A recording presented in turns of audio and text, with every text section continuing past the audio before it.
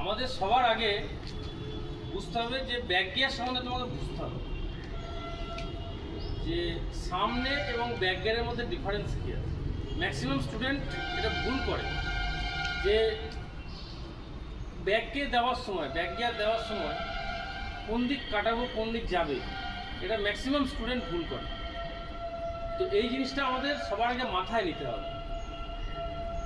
আগে যদি আমরা মাথায় নিয়ে নিই তাহলে কী হবে, আমাদের গাড়ির স্টিয়ারিংয়ে বসে আমাদের জিনিসটা করতে ভুল হবে না।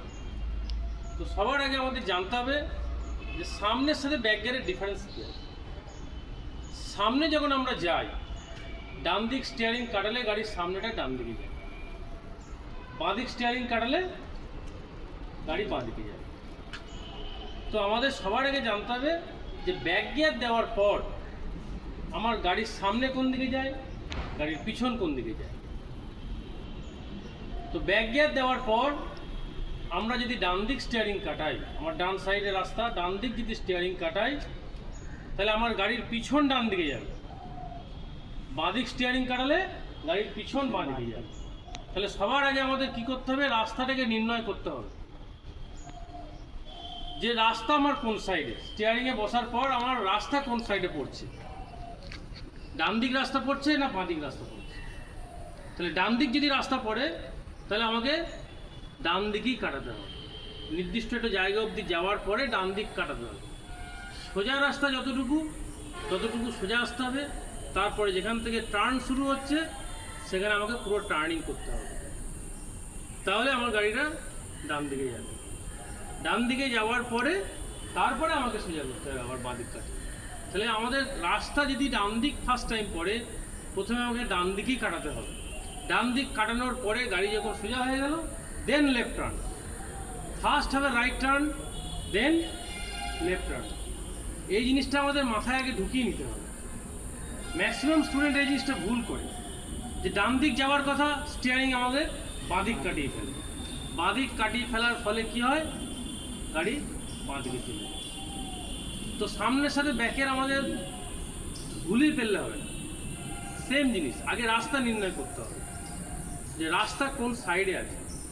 ডান দিকে যদি আমার স্টিয়ারিংয়ের, আমি যে সাইডে বসে আছি স্টিয়ারিংয়ের ডান সাইডে যদি আমার রাস্তা থাকে তাহলে আমাকে স্টিয়ারিং ডান সাইড কাটাতে হবে। যদি বাঁ সাইডে রাস্তা থাকে বাঁ সাইড কাটাতে হবে। সাপোজ উদাহরণ হিসাবে আমি একটা বোঝাচ্ছি জিনিস, যে আমার গাড়িটা এখানে আছে, তো এই গাড়িটা আমাদের ইউ টার্ন করে আমাদের এখানে নিয়ে আসবে। ইউ টার্ন করে আমাদের এখানে নিয়ে আসবো, দাঁড়াবো। তাহলে ইউ টার্ন করে দাঁড়ানোর পরে আমি যখন ব্যাক গিয়ার দেবো তাহলে আমাদের বুঝতে হবে যে আমি সোজা রাস্তা কতটা যাব।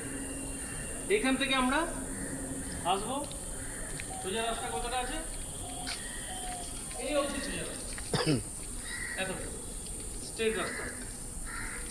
এইখান থেকে আমাকে টার্ন শুরু করতে হবে। এখান থেকে টার্ন শুরু করলাম, এই পর্যন্ত আসলাম, ক্লাচ চাপলাম, স্টিয়ারিং পুরো কাটালাম। স্টিয়ারিং কাটানোর পরে ক্লাচ ধীরে ধীরে ছাড়বো, গাড়ি ডান দিকে যাবে, পুরো রাইট টার্ন হবে, ইউ টার্ন। ডান দিকে হওয়ার পরে আবার যখন গাড়ির মুখ এইদিকে হয়ে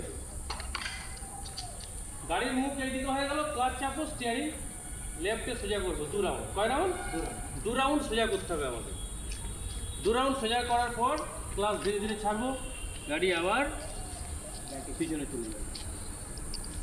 পিছনে গেল, দেখবো এবার ক্লাচ ছাড়ার পরে যে গাড়িটা কোন দিকে টানছে, ডান দিকে বেশি টানছে না বাঁ দিকে বেশি টানছে। যদি ডান দিকে কোনো দিকে কম বেশি টানে তাহলে আমাদের সেই হিসাবে আবার সোজা করতে হবে, অল্প কাটিয়ে সোজা করে নিলাম, তাহলে চলে যাবে। তাহলে তোমরা ইজিলি ব্যাক গিয়ারটা করতে পারবে। আশা করি সবাই বুঝতে পেরেছো। ওকে, থ্যাংক ইউ।